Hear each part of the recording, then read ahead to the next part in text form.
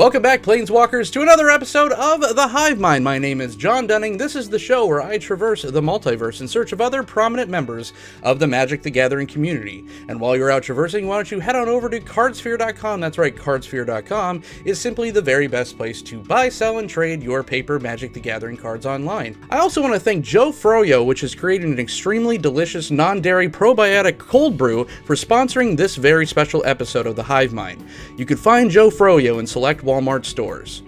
My guest today is one of the driving forces behind some of the biggest and most beloved Magic the Gathering shows like Game Nights and the Command Zone podcast. Planeswalking in from Los Angeles, California, Josh Lee Kwai. Thank you so much for joining us. How's it, John? Thanks for having me. It's a pleasure. Absolutely, man. I'm so glad that we could finally make this work. Kicking this back and forth for, I want to say, like about a year and a half now. So yeah, I think it's more like 2 years. So yeah, I'm glad we finally were able to hook up. Yeah, absolutely. And I see you planeswalk back to LA successfully from the desert, from Magic Fest, Las Vegas, my old stomping ground. Unfortunately, I'm not there now. I see you survived not only the 100-degree plus weather, but the copious amounts of Loco Moco and adobo omelets. Yes. It was 111 degrees. That was a little bit brutal, even for somebody from Los Angeles who's used to the heat. But yeah, I actually took your advice and I went to Baby Stacks. Yes. On our second to last day. And let me just say, the red velvet pancakes. Totally. Oh my God. I'm going to cry, man. The two things, now I live in the Pacific Northwest and I love it up here. Just better weather, better, living. But the things that I miss the most is Roberto's Taco Shop and Baby Stacks because, yeah, the adobo omelets there and like you said, the pancakes are just phenomenal. And it's so hard to find like good Mexican food up here. Well, yeah, when you're used to Los Angeles, Nevada area, the farther north you go, there's some good Mexican food up there. I'm from the Pacific Northwest originally. Maybe off air, I'll give you some recommendations. All right, perfect. Let's talk about the event a little bit. And you got to pilot, no pun intended, the new Greven deck. How did it perform? Why did you pick the salty old captain of the skyship Predator from the rest of the Commander 2019 lineup? Well, as fans of our content know, I've been pretty disparaging of Voltron strategies and commander damage strategies. Not that I don't think they're cool, I just don't think they're very effective. And so when I saw Greven, I thought, oh, here's a Voltron strategy that has a lot of value tied to it. And so maybe I can finally build a deck that can not only like knock you out of nowhere, but can maybe survive a longer grindy game, which is normally where Voltron strategies fall short. So it appealed to me in that way. And, I'm always looking for those things. Once you have so many commander decks, and I've built so many over the years, you're just looking for something different a lot of the time. And so this was like, oh, I haven't done that. And here's a way to do Voltron commander damage stuff that does appeal to me. So I'm going to try it. Were you a big Zergo Helm Smasher fan when he was released back in cons? Not really, although I did build a Zergo deck, but it was, we called it the Stop Hitting Yourself deck. I tried to put in all the stuff that was like trying to deal damage to your own creatures and things for some advantage. The deck wasn't very good, but I didn't like Zergo in the traditional sense of like swinging it at people or putting an assault suit on it or whatever. I've just never found that strategy to my liking. I think most people know I'm a value attrition type of player, and I think that is generally the best way to win games of Commander, but also have fun. Because one of the things about Voltron strategies I don't like is not just the lack of value, but the fact that like you can get into the mid-late game and be doing almost nothing, and that I just don't find that very fun. The thing I like about value strategies is just having a lot of options, things in my hand, having hit all my land drops, plenty of resources, so that at least I'm a factor even if I don't win the game. Right, and I mean, that deck kind of went on rails. It was like board wipe tribal to run it optimally. But I do enjoy the fact that WotC has been listening to kind of like, or pandering to the old salty dogs like myself that have been playing since like Ice Age and bringing, because we're getting a lot of these redos with the Greven Ilvax and the Gerard Capuchins where you always wanted to play with, these are your like Han Solo and your Darth Vaders from back in the day, but their commander cards were just so unplayable. So we actually get, Yawgmoth and Volrath and all that now, and they're actually decent cards. Yeah, I think that's fun for a lot of people. I'm not much of a Vorthos person. I don't follow the story of Magic all that much. But I do know there are a lot of people that do like that aspect of the game, and I think it's nice that Wizards is great about always trying to appeal to the different segments of their population that like different aspects of their game. Let's talk about the Command Zone, the channel that you are a huge part of. It just celebrated some incredible and much-deserved milestones. Over 300,000 subscribers. And the Modern Horizons episode of Game Nights featuring cast members from Loading Ready Run, this episode was the fastest to reach over 1 million views. These numbers are, unheard of and unreal as far as Magic the Gathering content goes. Did you ever think that your and Jimmy's podcasts about EDH would be achieving these type of numbers? No, not at all. I think only a couple of years ago, it feels like we had less than 20,000 subscribers, and we were really happy if an episode of our podcast got like 10,000 views. So it's kind of been, phenomenal growth, and very thankful to everybody out there who tunes in and supports the content and has made it all possible. Yeah, I don't know what to say about the numbers.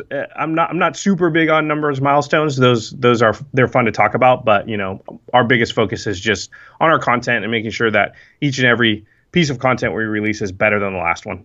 Yeah, absolutely. And now you could give me the real. Yeah, I'm not surprised at all. We are the best there is. And a funny story about the Modern Horizons Game Nights episode specifically, which has been very popular. We look at our analytics sometimes, of course, and right. You can see the graph of that one is markedly steeper than some of the other episodes. And the funny thing about it is it's kind of a happy accident, because we talked to Graham and Kathleen months in advance of shooting that episode, as far as we were just looking at dates. We want to get you on another episode this year. They have their own YouTube channel. They have a kid. It's just matching up schedules. So we were talking early in the year, and we landed on a date, and we said, okay, we know we're going to shoot the Modern Horizons episode here because it has to release here, but we knew nothing about the set. We hadn't seen any of the cards or anything yet. So the fact that there was a legendary bear and Graham, in an episode of Friday Nights, it's become a thing actually on the Friday Nights as a show. Their Bear Force 1 deck is kind of a thing people ask him about. We didn't know that was going to all converge for this episode. We just got really lucky because we saw when we got the cards, we'd already booked them for the episode. And I was like, okay, well, here's the legendary creatures, but we know which one Graham's taking. So I think that, sometimes you just get lucky, and that's kind of what happened there. Yeah, it was very entertaining. Talking about entertaining, I am a huge film nerd. Half the things I do is talk about film with my co-host, another big Magic person, Jason Alt. We have our movie podcast. But your background in entertainment is quite impressive. You've cut a ton of film trailers, which I read that Scott Pilgrim versus the World was one of them, which is one of my favorite films of all time. So that's incredible. Also directing a short film, Eli, in 2007. Was it challenging for you to step out from the editing room and step in front of the microphone and the camera? Well, the funny thing is that I went to school and I was a theater major, mostly because I wanted to go into film, but I went to a little school and they didn't have a film department. And so the closest thing, quote unquote, that I could find was theater. And so it turned out not to be that close to film, but there are some, it's creative discipline. And so there is some crossover, but I did a lot of improv and things like that. And that skill set really didn't help me a lot, or I didn't use it for years and years doing film editing, which is what I ended up doing when I moved to Los Angeles and wanted to work in the movie business, until Jimmy and I decided to start a podcast. And then all of a sudden, all these sort of improv, all that training that I had from back in the day kind of came full circle, and I was using it again. And so I guess if the original question is, was I ready for it, or did I think I'd use that stuff again? You never know. Life's really funny. It's great to have these diverse skill sets of things that you've done, because you never know when it's going to pop up again. And so, yeah, I never thought I'd be an in front of the camera guy, and I still don't really consider myself as such. It's just the way YouTube works. And this, John, is you kind of have to be in your content. This is something that Jimmy taught me, that Freddie Wong, Jimmy's brother, taught me, was on television or in the movies, people don't assume that the people on camera are also the directors and the writers of the thing. But in YouTube, people kind of do. So if you want to have control of your stuff, you kind of got to be in front of the camera. And so, luckily, it's not that's not the part of it that I love the most, but luckily it is a part that I am equipped to be able to do.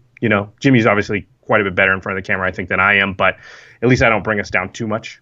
I don't know how much you can or can't talk about the film that you created. It was kind of a short film, Eli. Is that so? I mean, I have a lot of friends, fortunately, that have made films, indie films and all that, but I know what kind of a grueling process that is. But how passionate are you about that? Is that something that you would want to try again? Yes, definitely. And being a director is still something that I even enjoy more than being an editor. It's just that I got paid to be an editor for 17 plus years, and so I'm better at that, honestly, because I've just done it more.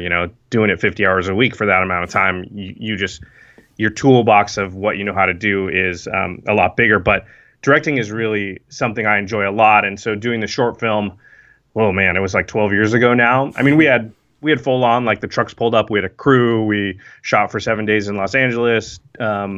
David Anders, who was on the show Heroes and Vampire Diaries and stuff, was our main cast member. He was the lead. So it was a lot of work. It was a lot of fun.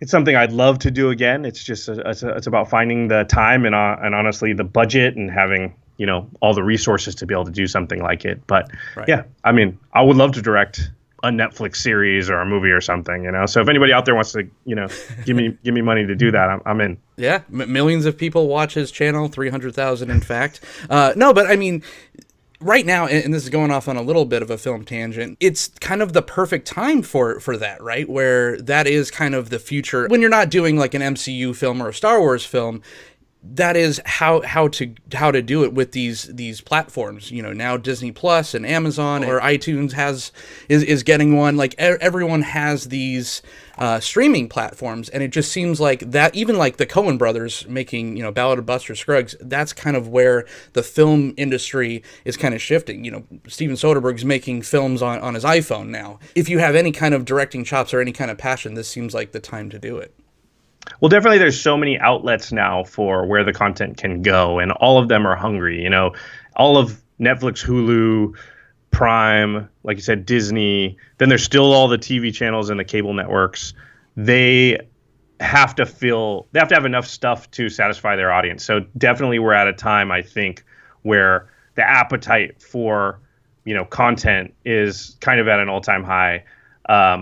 It's why I think probably most of the interesting things going on in narrative media is on what we would call the TV side. I'll lump like Netflix and stuff into TV more than I will into as Sure. opposed to theatrical in the theaters films, which are such big bets now. You can't make a movie almost for less than $100 million if you're a studio anymore. Right. The economics of that just don't line up very well. And so it's very difficult for them to take a lot of risks. And so all the risky stuff is really happening in the smaller scale TV series and Netflix's of the world, because they can take risks. So I think that's exciting and it's cool. And yeah, I would love to be part of it. Yeah, absolutely. Now let's kind of scale it back to the Command Zone. It started with the podcast, which is still considered the sister podcast of the Masters of Modern show, hosted by Alex Kessler, Ben Bateman. Your show is basically the bar not only for EDH podcasts, but also for all MTG content creators. How do you feel about the pressure of having to produce TV studio quality level every single video, and do you ever long for the days of obscurity? Well, I mean, we were trying for that level of quality even when we were in the days of obscurity, even then when less people were watching our stuff. I mean, Jimmy and I come from the professional side of the business. Like, I worked at Universal, Pictures for almost 6 years. I worked directly for Disney. I worked on Star Wars, the Avengers movies, Pirates of the Caribbean, Fast and Furious. You can go down the list. And so I'm just used to the professional side of things and the way that works. And so I don't actually know the other way to do it. I only know the way of make sure that everything is up to a certain bar. And so I don't actually know that there was ever a choice to do it any other way for us. Right. That's just the way that I know how to do things. Let's talk game nights, from the top names in MTG to actors and pro athletes. What has been your favorite experience or experiences hosting the most popular show in Magic? I don't know if we're that, but I I think the best part about the whole thing is when we go to events, and this just happened at Magic Fest Vegas, and people come up to us and just say how much they like the show, and we hear all the time from people who are like, game nights really got me into Magic, or game nights really got me back into Magic, or game nights, I used to be a standard player, but now I just play Commander all the time because you guys kind of showed me how fun that format could be. And I think the fact that we're able to, affect the audience in that way and really show them what we love about the format and what we love about Magic in general, because Jimmy and I have just been on this quest since we started to highlight the part of Magic that we didn't feel at the time, 4 years ago or so, really got the attention that it deserved, because most of Magic coverage at that time, and still probably, is focused on the tournament side of Magic, the pro scene, going to what was then PTQs and GPs and Pro Tours, and that was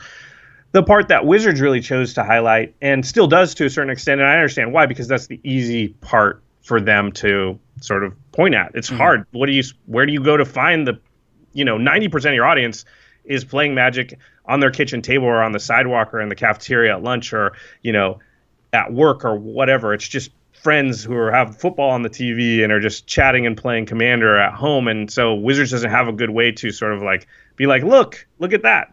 Tournaments are very easy to be like, look at that. So Jimmy and I have just started early on this crusade of but the thing that makes Magic awesome is that it's fun. It's not that you can turn it into a job, right? By being a professional player. It's the same reason that Super Mario Brothers is fun, or a million other things that you don't try and turn into your day job. It's a way to escape and have fun after work. And so that's really what game nights is for us. It's our love song to the reasons we enjoy Magic. And so when people come up to us at events and that really worked, they got it, that's really fulfilling. Specifically, was there any moments where they were just aha moments, oh my God, this is really kind of become something, whether that be a certain guest comes on or just when you turn off the camera on that specific episode, you're like, wow, that one was really special. I'm not sure that it ever really works that way, and I know people want creativity to sort of work that way. They want to know that there are those flash of genius, those sparks of insight moments. But at least for me, I don't know that I've ever really experienced exactly that. Sometimes at the end of the process, when it's almost done, you look at it, when it's all edited and stuff, and you go, oh, this one's pretty good. I think people are going to like this. But very rarely during the process of it do you know those things. You have hopes. You're like, it seems like there's this and there's that, but let's wait until we put it all together. We'll look at it and then we'll see. And there's certainly ones where you're like, ooh, I'm not sure about that. We'll see how it goes. So I don't know that there's ever been a moment that was, that flash of oh, this is going to be awesome. And the progression of game nights is such that I don't think there was ever a moment where we thought to ourselves like a singular moment where we went, okay, it's a hit, It kind of started out and it did pretty well, and we were like, okay, people seem to like this, and it's doing better than our podcasts, and it's getting a little bit of attention, and then we do the next one to be a little bigger than the last one, and we do the next one, and it wasn't like we did one, then we did two, and the third one was 20 times bigger than the one before it. Yeah. It was it was incremental, and definitely it was growing, but not at such a rate that we ever stopped and went wow, we hit the jackpot. Right. It just kind of kept incrementally growing until the point where it's at. We're sure now we can look back and be like, yeah, it's pretty successful and people like it. But I don't. It's like when you sort of. It's like if you went on a diet and tried to lose weight. You don't have a moment where you lost all the weight. You look back 12 weeks later and you're like, man, I lost a lot of weight. But no day in there did you go this day right here I lost X, Y, Z. Right? It's gradual. Yeah. I do that the opposite way for weight gain. Sometimes I wake up in the morning, I'm like, oh my God, who is that standing in my room? Ew. This next question is is kind of settling a bit of awkwardness between my wife and I. She always walks in while I'm watching myself, I'm editing or just watching my own content for, right. I know what I'm watching for. It's pick out certain things to learn from it. How important is it to watch your own content, and how often do you watch your own content? All the time. I mean, for one, I edit a lot of the stuff. I mean, we have a team now. It's not just me. It used to be just me on game nights for the first 10 or 11 episodes. So that every one of those, I was watching myself every single day for weeks on end, along with a few other people that are in the thing. But even to this day, like we had a podcast, coincidentally, the Grevin Deck Tech episode that just came out today before you and I were recording this. And I watched it this morning to make sure that there was nothing big in there that's the professional side of the business, is QC everything, quality control, check it, recheck it, check it again. Make sure that there's nothing missing, that there's no I's that aren't dotted or T's that aren't crossed. Right. And so I think it's really important to watch your own stuff. And a ritual I've talked about on our podcast before that I used to do. Now we have a studio and we have an office, but back in the old days, it was just Jimmy and I recording the podcast in his apartment. And we would record on like Wednesday nights. And I was still working at Disney. So I would get off work at Disney, I would grab some food, and I would drive to Jimmy's house. And then we would record the podcast. And then I would drive home. And on the drive, my ritual was, as soon as I got in the car after work that day, I would just load up the podcast our podcast from the previous week and listen to it the whole time. And basically berate myself the whole time. It's like you say too much. That's cool. You pause, you make that clicking noise that's really annoying before you speak, and over time I managed to get rid of, not 100%, but as much as possible, a lot of those bad habits. And I never would have been able to do that if I didn't listen to and watch my own content. So anybody that kind of gives anybody else a hard time about it or thinks it's weird, it absolutely is not. How are you supposed to improve at it if you don't watch yourself doing it? It's like how a professional Magic player will always tell you, watch the replays of your games so you can learn what it is that you're doing wrong. If you just play the games and then walk away and never think about it again, how are you supposed to get better? Right. This might be the one argument I get to win, so I appreciate that. Just before we move on from game nights, kind of a funny question. No names needed, of course, but any funny outtakes or bloopers that happen while filming game nights that you could speak very cryptically about, of course? I think that makes it sound more exciting than game nights recording actually is. There's no big secrets that I would have to keep. I can't think of any particular outtakes. There's outtakes every single episode as far as like the interview process, especially. People are really like trying to get their thought across in a succinct and articulate manner. Right. And often it takes multiple tries. And I'm sitting there and the crew's sitting there and they're going. And a lot of times the first time they say it, it's like, okay, that took 30 seconds. I like what you said, but how can we say that in 8 seconds? Because we just can't take that long. And so we work at it and they try again and they try again. And of course, sometimes you get the giggles or sometimes, you just can't say that one word. And so there's outtakes of that nature. And then, our show is rated G and we always want it to be family friendly. And, we have guests on, and even myself and Jimmy every once in a while we'll slip up maybe and accidentally an expletive will fall out. And so there's those type of outtakes too, which we have to cut, stop, re-say. But as far as like super exciting outtake that I can think of, I don't think there really is anything. Yeah, it is a really, unless you kind of grow up in that environment, in like theater backgrounds or commercial or film industry, it is a very awkward thing to sit down and have to convey your lines in a certain, and not only convey it articulately, like you said, but in a certain cadence that would translate well to the screen. It is a very awkward thing for people that I've even had on that just aren't, maybe article writers or something, and they just, it's just kind of an alien feeling. But my job as a host is just to try to make everyone feel as comfortable as possible, and I'm sure you guys do the same. Yeah, and of course we try and choose people that we think are going to be good on camera, right. And so, and that's our primary goal at all times is to make the best show, the best episode as possible. And so we have to think about things like, who are we going to bring on the show? Are they going to be charismatic and exciting to watch on camera? Because a person who, isn't used to speaking, isn't used to being on camera, they could detract to the point where that episode is just not enjoyable for the audience. And so that's why, fans of our show, patrons of our show and of our channel, they're allowed to try and be on game nights every year, but we can't like pick one of them at random and put them on. They have to audition. Right. And because we just can't afford to have a dud episode of game nights. So we need to know that the person's going to be on camera. They're going to be articulate. They're going to be someone that the audience is going to want to watch. And, that talent is something that, just like anything else, the more you do it, the better you get at it. And so I don't want to discourage people out there thinking like, oh, I'm not good on camera, and so I could never do this type of stuff. Nobody is born being good on camera. Well, maybe some are. Some it's babies a skill are really that you learn. Yeah. Yeah, but in general, anybody can get to the point where they're going to be good on camera if they just sort of pay attention to it and, learn things and study their craft. And like we were just talking about, watch themselves slowly whittle away the bad habits and concentrate on the good stuff. And so, yeah, I believe it's something anybody can do, but not everybody's just good at right off the bat. Yeah, absolutely. You recently hosted a Make-A-Wish participant with the help of Mark Rosewater. How humbling of an experience was that?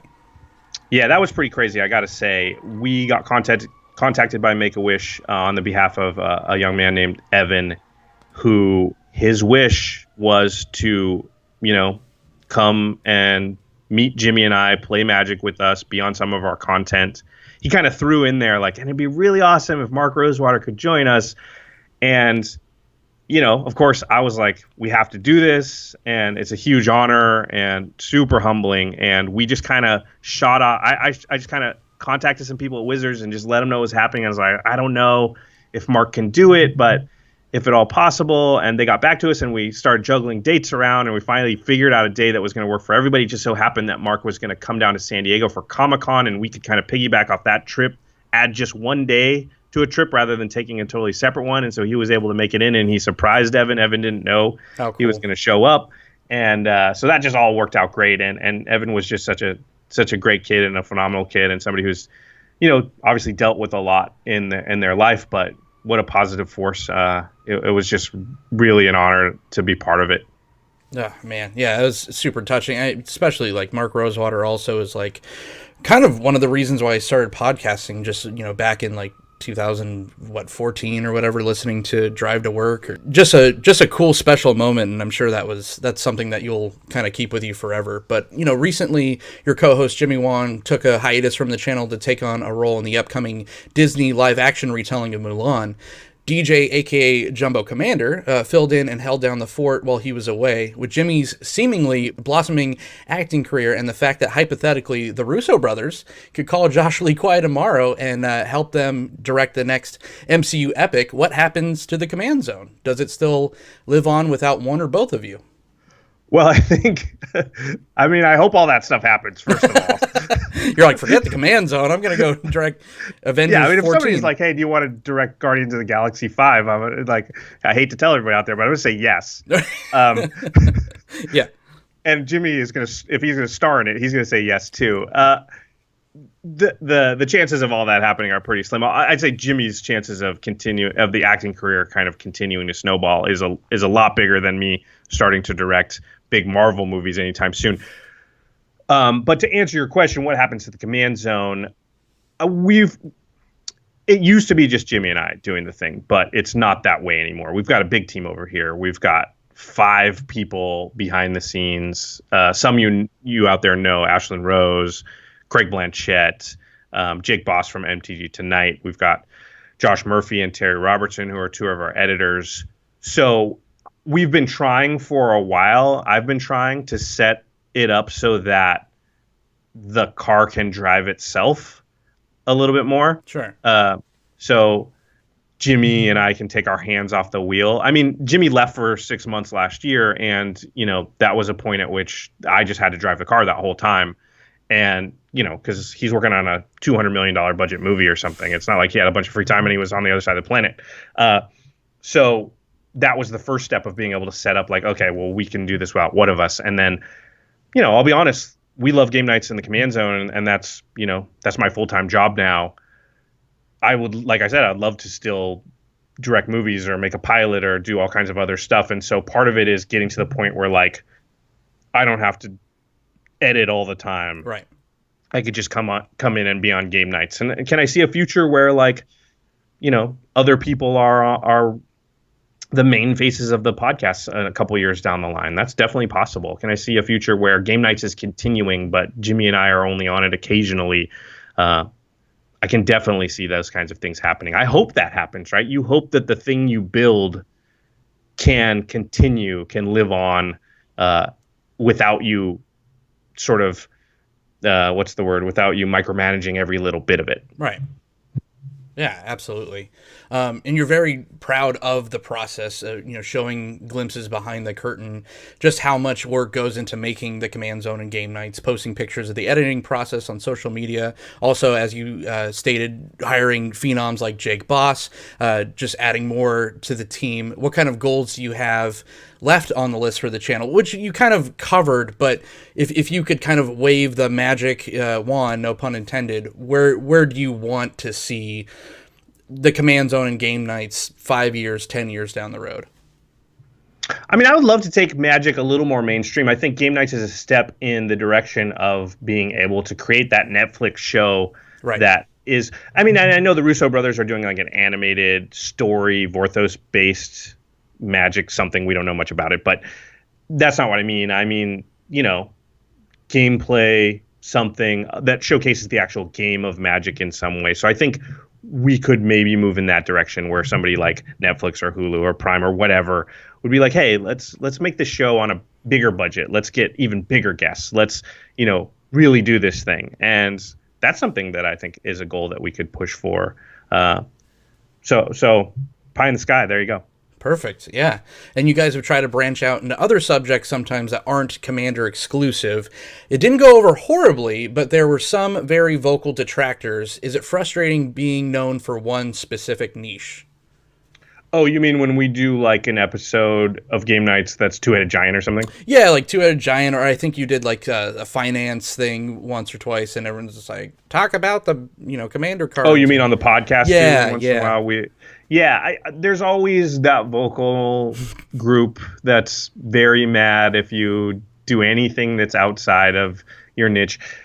I think those people just are small-minded and they don't think about things from the right perspective. And I understand, right? Like they want the thing they want and they're here for that specific thing. And it's really the same kind of people that, like, I don't know, let's say your favorite band comes out with a new album and they've changed their sound slightly and everyone's like, I just want it to sound like the old stuff, But artists and creativity does not work in that way, and it never will. The people you like them for a reason, and most of that reason is because they're passionate about what it is that they're creating. And doing the same thing over and over reduces that level of passion. And so naturally artists are always looking like what's around this corner or over that hill or behind that door.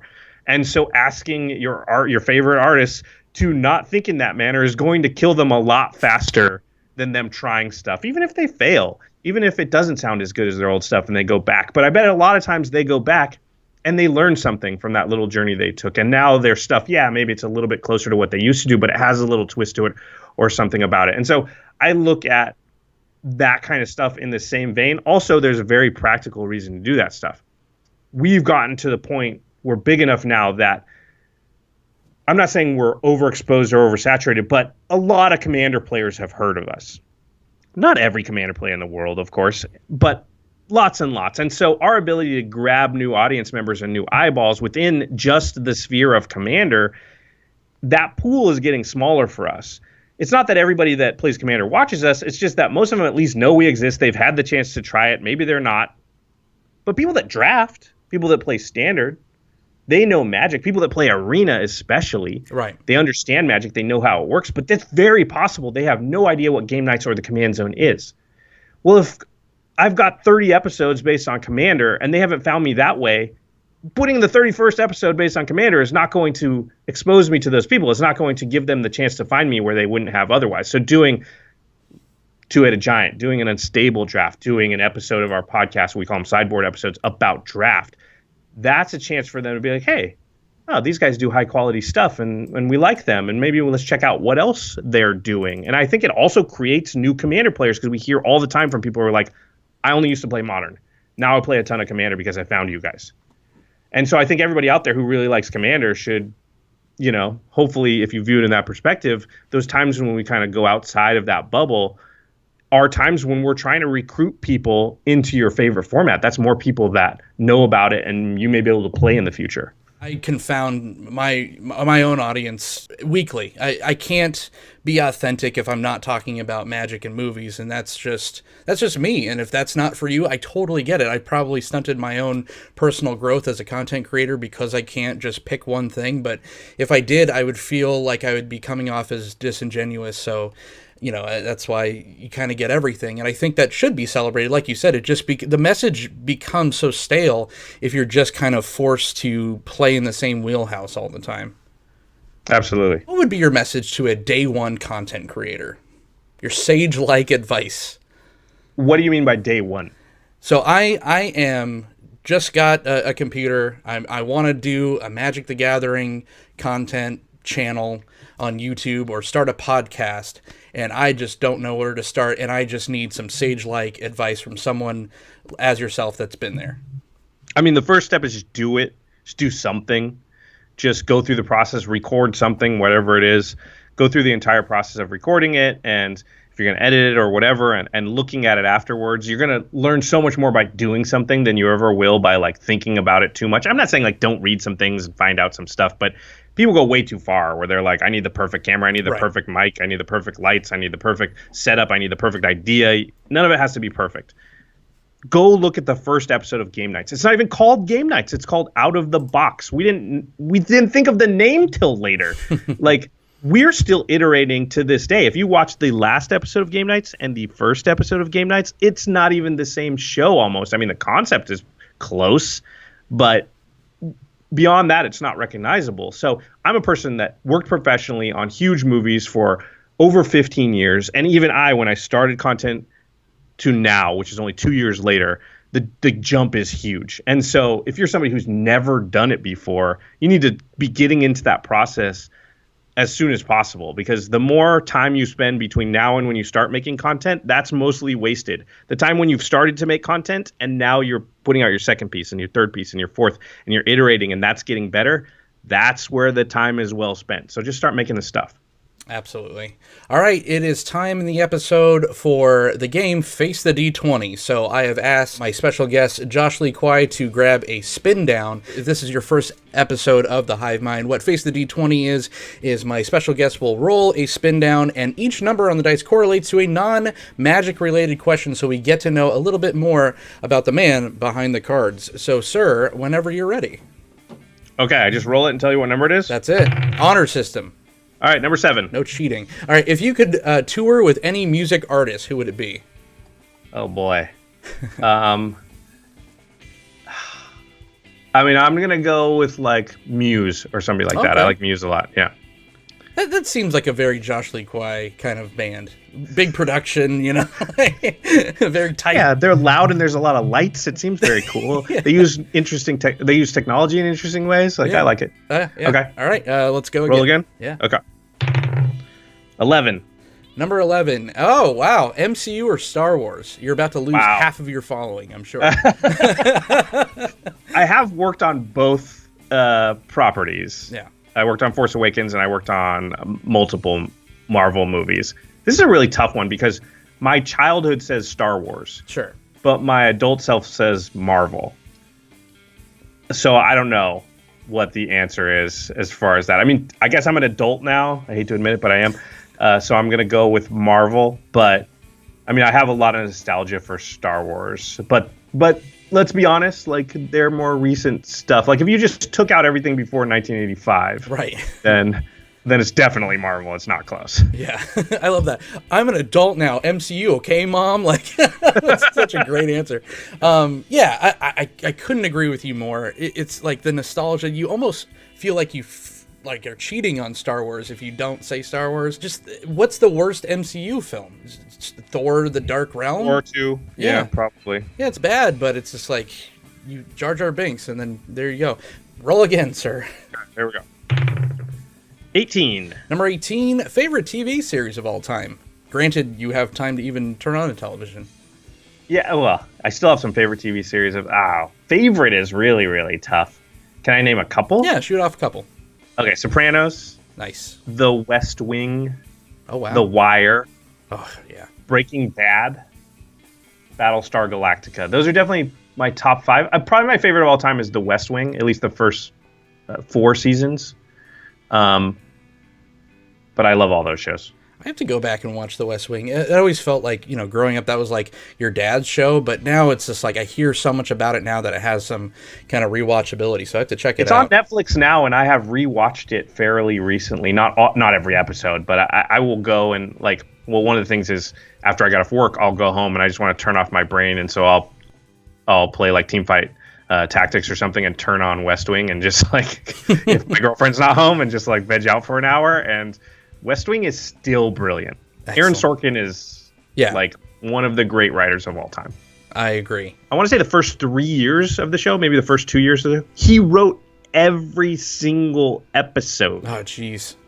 It's mind-boggling to understand how crazy that is. Sports Night for overlapping for the first year of West Wing. It's inhuman. It's crazy.